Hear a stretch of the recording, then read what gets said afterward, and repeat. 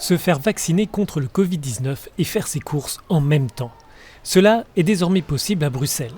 Dans ce supermarché de la capitale belge, un client peut recevoir en 15 minutes une injection du sérum de Johnson & Johnson sans surcoût et sans rendez-vous. Peu importe où ils font le vaccin, en fait, je sais que ce soit à l'hôpital ou dans un supermarché, c'est la même qualité de contrôle. C'est peut-être le pratique aussi, de dire que c'est qu'une dose, on doit faire une et puis d'attendre 2-3 mois après. Plusieurs enseignes bruxelloises accueillent ces centres de vaccination. L'objectif est simple, il s'agit d'augmenter le nombre d'injections dans la capitale afin de rattraper le retard par rapport aux autres régions du pays. On a déjà eu 92 personnes qui se sont fait vacciner, donc si on combine les deux centres à Bruxelles. Donc c'est un beau résultat pour un premier jour. Donc on pense que pour les 4 semaines de vaccination, ça va être assez concluant également. Plusieurs ONG ont aussi ouvert des centres de vaccination afin de pouvoir toucher les personnes les plus marginalisées.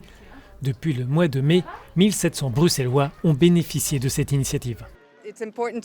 C'est important d'atteindre les gens, en particulier les sans-domicile et les sans-papiers, car leur priorité, c'est de trouver un logement et de quoi manger. Et en se rapprochant d'eux, nous sommes en mesure d'atteindre un plus haut pourcentage de vaccination auprès de ces personnes.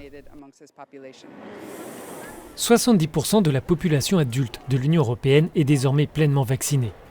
Mais les experts soulignent que ce seuil, présenté comme critique, n'est pas suffisant pour atteindre l'immunité collective face aux nouveaux variants.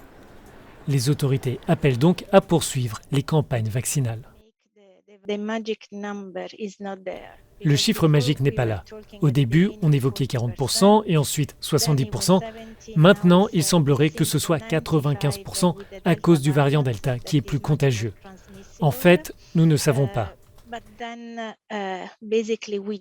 Et puis, il faut considérer la possibilité que ce virus restera parmi nous et deviendra endémique, mais de moins en moins virulent.